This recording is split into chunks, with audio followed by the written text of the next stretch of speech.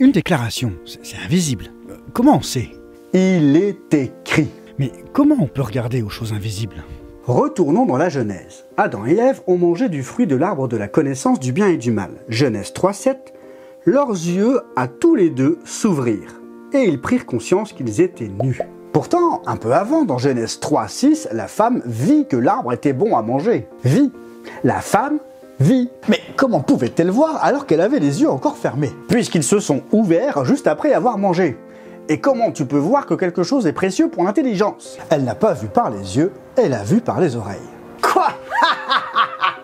Mais c'est n'importe quoi ton truc! Qu'est-ce que tu veux dire? On a des yeux dans les oreilles?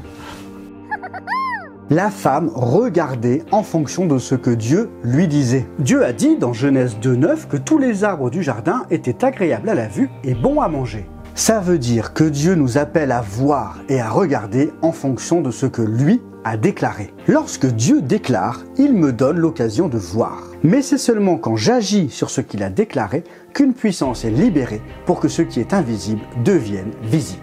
Nous ne sommes pas appelés à guérir ou à délivrer les gens par nos propres moyens. Nous sommes appelés à rendre visible la guérison en Jésus-Christ. Nous sommes appelés à rendre visible la délivrance par Jésus-Christ. Tout a été pourvu en Jésus-Christ et c'est en agissant sur ce qu'il a déclaré que ce qui est invisible sera rendu visible.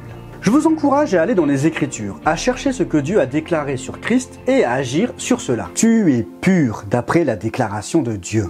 Tu es sanctifié d'après la déclaration de Dieu. Tu es libre d'après la déclaration de Dieu. Tu es justifié d'après la déclaration de Dieu. Tu es lavé d'après la déclaration de Dieu. Tu es affranchi du péché d'après la déclaration de Dieu. Tu es la lumière du monde d'après la déclaration de Dieu. Tu vis d'après la déclaration de Dieu.